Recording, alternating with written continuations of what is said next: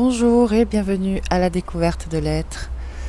Alors, quand on pose la question à des gens différents, pourquoi l'évolution? Quel serait le but de l'évolution?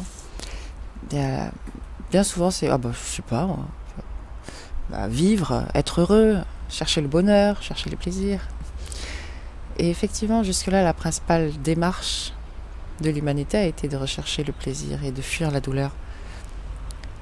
Mais en fait, l'être humain cherche toujours à exprimer l'énergie sous une certaine forme et il fuit toujours l'expression de l'énergie sous une autre forme.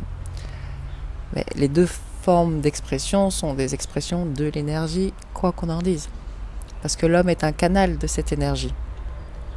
On peut pluraliser en énergie physique, énergie vitale, énergie émotionnelle, énergie mentale.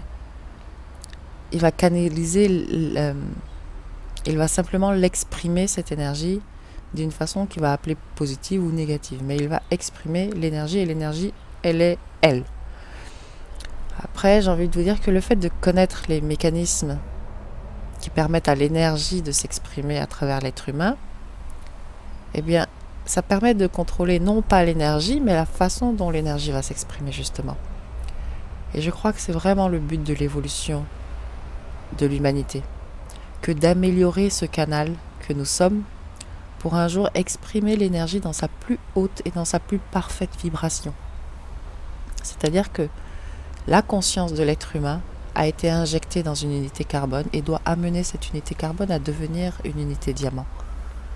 Un corps qui ne va plus obscurcir la lumière, qui ne va même pas garder trace de cette lumière, mais un corps qui va permettre à la lumière d'être dans son expression la plus parfaite.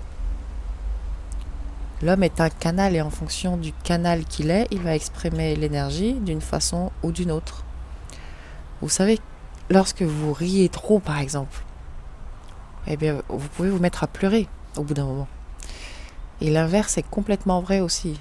À force de pleurer, vous pouvez vous mettre à rire aux éclats. Eh bien c'est justement parce que c'est la même énergie qui va s'exprimer de façon différente.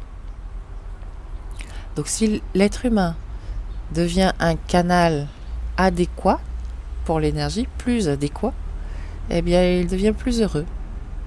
Et il est plus malheureux s'il est inadéquat à l'expression de l'énergie.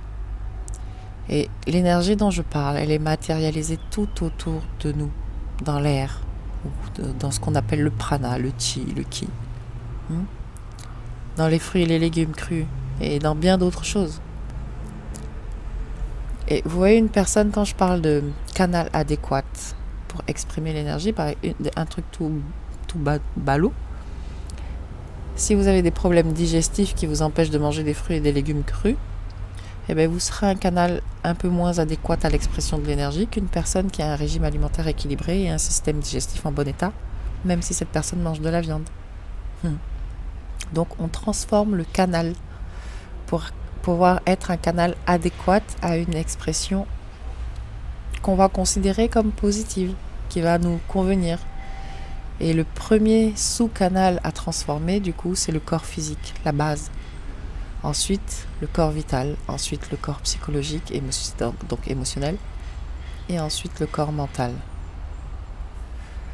Donc, à la découverte de l'être, dans cet objectif d'amélioration à la découverte de l'être et du canal que nous sommes, pour toutes celles et tous ceux qui le souhaitent, je propose des formules en abonnement accessibles via abonnement. Ce sont des formules très accessibles, vraiment pour tout porte-monnaie.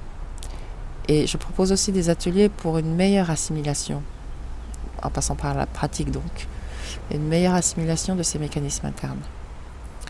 Donc je vous invite à prendre des renseignements via le formulaire de contact du blog si vous le souhaitez, ou directement à aller faire un tour. Et voilà, je vous souhaite une très belle journée. Vraiment, améliorez le canal que vous êtes, et ça commence par le canal physique. À bientôt, ciao.